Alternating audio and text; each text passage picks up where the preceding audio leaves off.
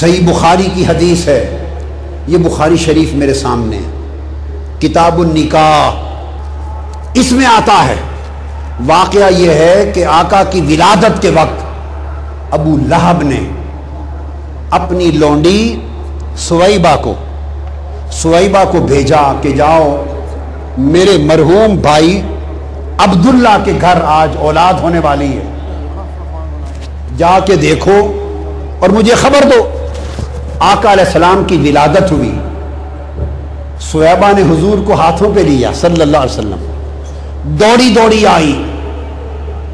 اور آ کر ابو لہب کو خوشخبری دی، ابو لہب کو، اور کہا ابو لہب مبارک ہو، اللہ نے تمہارے مرحوم بھائی کے گھر بیٹا محمد پیدا فرما دیا ہے۔ یہ حدیث بخاری شریف کی کتاب النکاح میں ہے، مصنف عبد الرزاق میں ہے، بہقی کی سنن کبریٰ میں ہے حاصل حدیث، بہقی کی شعب الایمان میں ہے، بہقی کی دلائل النبوت میں ہے، امام ابن کثیر نے اپنی تفسیر ابن کثیر میں دیا ہے، اور امام بغوی نے شرح السنہ میں روایت کیا، امام زیلعی نے نصب الرایہ میں، امام عسقلانی نے فتح الباری میں، امام عینی نے عمدۃ القاری شرح البخاری میں، اور عالم عظیم علماء دیوبند کے علامہ انور شاہ کاشمیری نے بخاری کی شرح فیض الباری میں، سب میں روایت کیا کہ جب ولادت ہوئی تو سویبہ نے آ کے مبارک دی، ابو لہب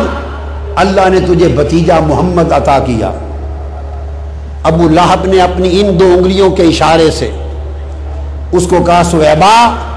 میرے بھتیجے محمد کی ولادت، میرے بھتیجے محمد کے میلاد کی خوشی میں جا تمہیں آزاد کیا۔ سویبہ آزاد ہو گئی۔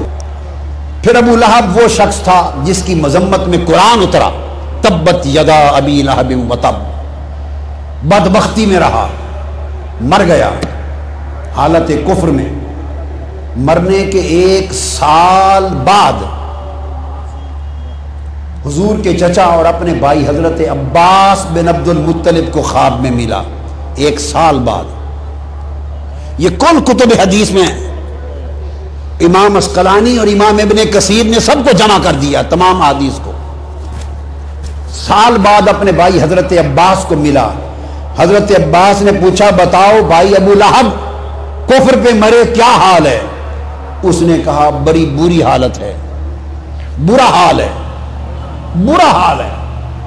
اوپر دوزخ کی آگ، نیچے آگ، آگے پیچھے دائیں بائیں دوزخ کی آگ میں جلتا رہتا ہوں۔ الا ان العذاب يخفف عني كل يوم اثنين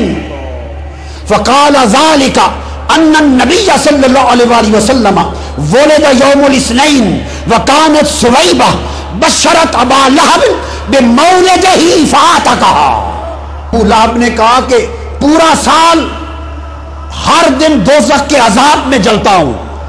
مگر ہر ہفتے میں جب پیر کا دن آتا ہے اس دن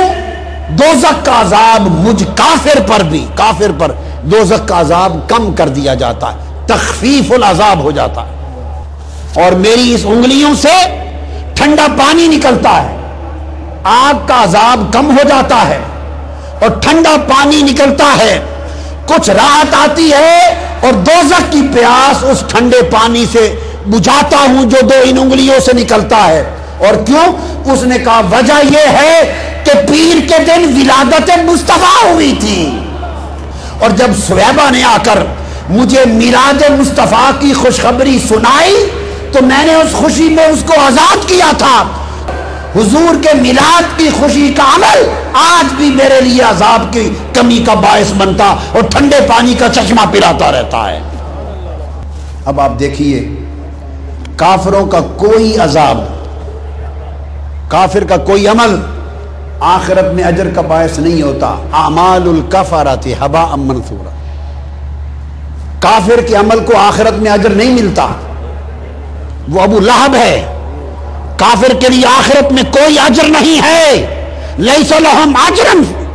فی القیامہ وفی الآخرہ للکفار۔ وہ کافر ہی نہیں، کافروں کا سردار تبت یدا ابی لہب ہے، اور اس نے جو آزاد کیا سہیبہ کو وہ بھی میلاد النبی سمجھ کے نہیں، بتیجے محمد کی ولادت سمجھ کر اس خوشی میں رب نے کہا ابو لہب تو ابو لہب سہی، بدبخت سہی، پر میرے محبوب کا میلاد تو منایا ہے، کسی کافر کو کسی عمل کا اجر نہیں دوں گا، مگر کافر مصطفیٰ کا میلاد منائے تو اس کا اجر برقرار رہے گا۔ امام نووی فرماتے ہیں، جن کی کتاب ریاض الصالحین سعودی عرب کی ہر مسجد میں اور کل عرب کی ہر مسجد میں پڑھی جاتی ہے، امام نووی، اور اسی طرح بغوی شرح سنہ میں امام بغوی، وہ فرماتے ہیں امام بغوی ھذا خاص بہ اکراما لہ، یہ خاص حضور کے اکرام میں ہے، ہر کافر کا ہر اجر برباد ہے، مگر کافر ہو اور میلاد مصطفیٰ کا عمل ہو وہ برباد نہیں جاتا۔ ارے حضور کے میلاد کی خوشی کافر بھی منائے تو آخرت میں اسے بھی اجر ملے، اور اگر حضور کے میلاد کی خوشی مسلمان منائے اور میلاد النبی سمجھ کے منائے تو اندازہ کریں اس کے اجر کا عالم کیا ہوگا۔